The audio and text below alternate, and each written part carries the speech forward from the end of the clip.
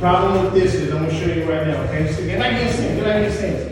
Do it one more, you're not going to do it. Now, if you master the way of moving your hips and your waist, your feet gotta be a little bit grounded in order to do it. You can't be running around, not running, but dipping the hands up, back, right hand. One step, again. 1, 2, good, again. Nobody wants to see that. I'm telling you, throw combinations, watch what's gonna happen. 1, put your weight on, put them together. Put your feet in the ground. Hey, move it. Where that hook comes from.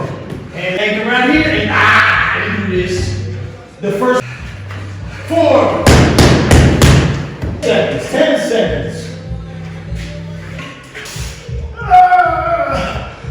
Get them up. Switch legs.